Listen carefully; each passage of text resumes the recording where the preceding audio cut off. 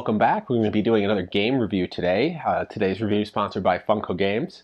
Going to be taking a look at another one of their party games. In the past we looked at the Seinfeld game, which was pretty cool. It had a little gimmick into it. Fishing for the marble rye could help you come from behind from the last minute. So today we're looking at another solid staple of the early thousands in terms of sitcoms, and that's Parks and Rec. I'm a huge Parks and Rec fan. You can still watch it today streaming on Peacock, but we're going to check this out and see what kind of little gimmicks they have in here and what other little surprises we might come across. Immediately you can notice they get a nice shot of the crew on the front here with that awesome saying, "Treat yourself." So you could tell already, I mean, it's going to capture a lot of the fandom in the game. This is for a larger group. It's a party game, so it's going to be for up to 6 people. And on the back, it notes that it comes with a little adorable little Sebastian figurine, which is amazing because he's an essential part of the show. You either get him or you don't. But let's get into the box and check out what's included. Alright, so Funko makes this pretty easy. Just tape seals on the 4 edges here. X-Acto knife is the best way to go on that. And then it's just going to be a slide out. Okay, they got the instructions here with the mural from the, I believe this was the conference room on the book, so that's pretty cool. You get a bag of tokens, so I see a lot of waffles in there, which breakfast food was a major part of the show, so it's nice they captured that. I see some different pieces of the building. It makes it look like backgrounds from different points in Pawnee Town Hall. So that's kind of cool here. We'll see what those are. It's also a binder I could see, which Leslie was really big on making binders. So it's a project binder. So it's fun to work that in. And of course, we see little Sebastian right here, a little figurine. That's pretty neat. And last but not least, we have some cards with some characters, it looks like, on them. So why don't we break down the setup here and then show you how we're going to be playing. Okay, so here we have our game board set up. You notice we have these waffle tokens at the bottom. These are going to be your points. In the middle, we're going to have all our projects that we need to complete. On the right, you'll see we have these visitor cards. These are cards that can be unique to each round that just kind of change up the game. And of course, we have that Jerry Gergich card. He's a wild card, which he definitely is. That'll assist you throughout your play. Beyond that, we have these little Pawnee tokens, and these are just little markers here to help you keep track of your goals that you're completing. They don't really serve any other point. And then on the left, you can see I have my one player set up. I have Leslie. She'll have some player tokens and some action cards. Now, typically these would be face down, but for the sake of this review, I'm just going to show you the hand. You don't need to or necessarily want to show other players your hand. So I'll be playing with Leslie, and then April, and then Ron in this round. You need to play with a minimum of 3, so this way you could at least have some type of game or strategy going on. So we'll go over the rules next. But lastly, you can see the little Sebastian here with this row of waffles. Little Sebastian serves as a game timer. When he gets to the end of the row, the game is over. Now, our game is played in rounds, and our object is to complete these projects by getting the mixed number of symbols from left to right on these charts with these little town hall settings here. And then once you're able to achieve one of the 2 project goals, your character token will then start to appear on this bench from left to right. Now, the order in which you achieve those goals determines where you're going to be on that bench. Now, from left to right, you end up getting more points. So the stars will translate to these star-spangled waffles. The squares, you'll end up with the butter waffles. And the circles, you'll end up with the standard waffles. And these have the most points. The object is getting as many points as possible. So the rounds begin by players discussing what they're going to do in terms of cards they're going to play. They're not going to see what you are going to play, so you can lie about it in order to give you an edge in terms of how you're going to complete a project. So basically, you're going to play out a card. So we'll say Leslie plays this 5 here. The reason I played 5 is the person who plays the lowest number gets to go first. So she's playing out the sponsorship card. Ron will also play out a sponsorship card because they discuss sponsorships. And then April here will play out a music card, number 14 here. So Leslie would get to go first. She has 2 sponsorships. Now that's not enough to complete this goal. So what she would do is quote unquote recruit somebody that has at least one more sponsorship. So in this instance, we would take April's. She has 1 sponsorship symbol. That would be enough for us to complete this goal. And then essentially we would mark sponsorships. That goal is completed. Leslie would get the star waffle. And April, since she was recruited, would get the square seat. So this is how the card fills up. You can only be on this once. So once you do it for the first time, that's it. So these 2 would be on the bench. You know, there's still room for Ron or another player to play in here. And this goal is completed. And after this one is completed, it would shift over. And then the card is removed. And then you would start taking your waffles to add up points. And that is basically how gameplay goes going around. So now it would be Ron's turn. Ron played sponsorships, but you look on the board, there's nothing for him to do because you have to play these goals from left to right, and Leslie stole the sponsorship goal on this one. So he can't play his card. So he basically just needs to wait until his next turn. And then we go over to April, and we took her card because we recruited her, so she has nothing to play either.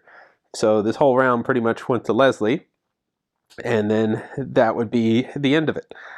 So we would discard these 2 cards. Leslie would then draw a card to make up for her lost one. Ron, since he wasn't able to play any cards, he gets to treat yourself. Basically, he could choose which cards he wants to discard and draw up to 5 again. So he could set himself up depending on what he needs to get. So he needs music, he needs friendships, he needs personnel. And basically he doesn't have any of those. So yeah, it would make sense for him to discard that whole deck and then pick up a new one. And then April here was forced to play 1 card. So basically should just be drawing 1 more card. No choice on that one because her card got recruited. So that is what a typical round looks like. And play will just progress to the next round. But you'll notice on the cards here, they have these little symbols. Now this means when this project is completed, little Sebastian gets to move forward and eat 1 waffle. Over here, you see he gets to do it twice. Over here, you see this little visitor symbol. Now when this is completed, a new visitor will come in. Over here on the visitor card, it would tell you at the end of each round, draw up to only 4 cards instead of 5. So in this instance, Leslie and Ron would not have gotten, or Leslie and April, I'm sorry, would not have gotten those cards back. So they would both be out. Those cards I already dealt to them because I didn't read that rule ahead of time. And they would just be stuck with the cards they have. Ron, if he chose not to discard, he would get to keep all of these. But basically, I think he could just discard 4 cards and then draw 4 cards back to set him up for the next round. So let's take a look at what another round would look like. So we start off this round having been jammed in the last round with only being able to draw 4. Leslie's going to play this cut red tape card because there's public support, but it's the second goal over here. Ron's also going to play a cut red tape card because we're going to try to finish off this objective. And then April is going to play this personnel card. Now she has the lowest number, so she gets to go first. So she has 2 personnel, so she could play either this or this card.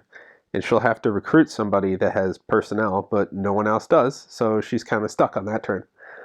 Play would then go over to Leslie, who has the second lowest number, and she'll be playing the cut red tape. So she has 1. She would recruit Ron for 2, and then that would help them finish off this goal. Ron would then get his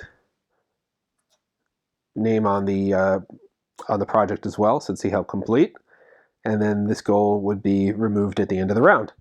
So basically the way it would go is Ron would get a point for a waffle, just one of the lower waffles.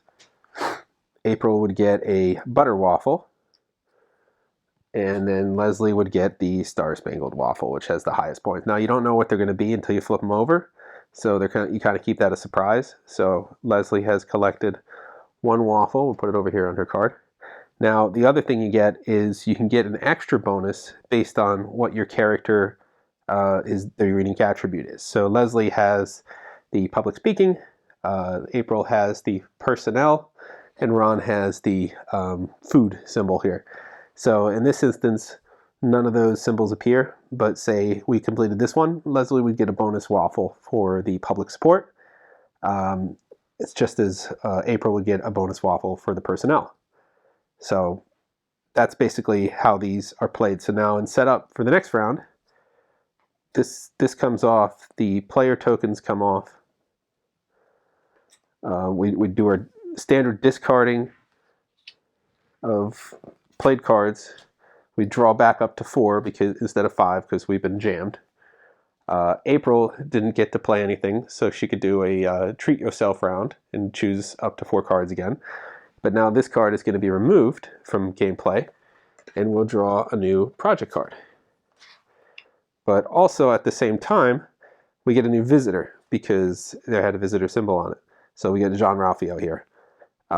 So that's basically how we move the visitor deck forward.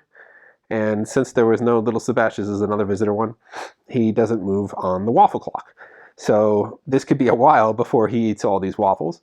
But the other rule of the game is once you run out of waffles here, or the plain waffles, then the game is over as well. So basically, it's when you run out of waffles. And as he eats these little waffles, they move down to the draw pile. So eventually you're going to run out of them just by completing projects. So it doesn't go on forever if you don't have the Little Sebastian symbol, but it does help hurry the game along. So we're down to our final hand here playing, and I just wanted to show you one additional feature here, and it's called the promotion feature, which allows you to sort of like self-promote yourself and take the highest ranking points for a project. So you see here, Leslie and Ron played the public support, Ron a second seat. So in this round, Leslie's going to play catering, knowing that Ron said he'd be play a 2 catering point so that they could achieve this and get the points for the round. So Ron does play a catering card, but he plays this promotion card. Now with the 3 catering forks here, they're able to complete it, but because it had a promotion on it, Ron, and he was recruited, then moves seats with Leslie and takes the star spot. So in this round, Ron would then get the Star Spangled Waffle, Leslie would get the Butter Waffle, and then little Sebastian would move and eat his final waffle, and the game would be over. So that promotion card could sort of help you jump ahead and take that star spot. If Ron wasn't on here already, then he would just move to the rightmost seat. So either the circle or the square, whatever was to the right of whoever was already there. So it's a good card to sort of play. You got to watch out for it, because if you do recruit that person, you might end up losing your seat if they're on the bench. If they're not, it doesn't hurt you. But in this case, just to show you what it would do, it did. So Ron ended up taking the seat. At this point, now that little Sebastian ate all the waffles, the game is over. Effectively, we would just count up our points, and whoever has the highest points wins. If there's a tie, whoever has the most waffle tokens wins, and if there's still a tie, it's just a tie at that point. I kind of pondered what would happen if you ran out of higher point waffle tokens instead of the lower point ones, because we were getting kind of toward the end here, and we were still down to just our last few Star Spangled ones. My assumption, although it doesn't say in the rules, would be you just go over to the next highest value and take that instead, and so forth and so on until you completely run out of waffle tokens. So doesn't specifically state it. I guess you could play it however you want, but I think that would make the most sense. So that's basically the gameplay. It could be as long or as short as you desire, depending on how you play your opponents or work together as a team. But basically until you run out of waffles, which, is the end of a good time anyway. In addition to the Leslie, Ron, and April players, we didn't show you, but you could also be Andy, Tom, and Donna to mix up the play. You'll see some guest appearances by Tammy 1, Tammy 2, and of course you saw Jeremy Jam, Shauna Way Tweet, Bert Hapley. Unfortunately, there's no Mark Bendanowitz. Not sure why, although he was more with the first and second seasons. But everyone else will make an appearance. Ben will be there. Chris will be there. Of course, Ann Perkins will be there. there'd be visitors in that section. So basically, almost all the characters from the show, or the most popular characters, make an appearance in some fashion or form, which is pretty cool. So, serving the fan base there. So that's a look at the Parks and Rec game. It's a great party game. Be great for the holiday season to have around. If you enjoyed the Seinfeld game, we think this one does justice to the fan base, does justice to the show. So it's a great way to sort of capture those moments in a game board form, which Funko Games is really known for, is capturing that pop culture and creating an experience and not just a game. So this definitely is an experience. You're kind of living out some of the moments of the show. You see little quotes from the characters on the cards as well. So just adding a little bit more color and fun. Totally worth picking up, easy to learn, definitely fun experience to have with your friends if they're Parks and Rec fans, and as well as family. So we'll have this featured in our holiday gift guide. Let you guys check it out with some links to order as well. So that's all we have for today. As always, like, subscribe, and follow. We'll have many more reviews the next couple weeks as we gear up for the holiday season. So until then, we will see you guys next time.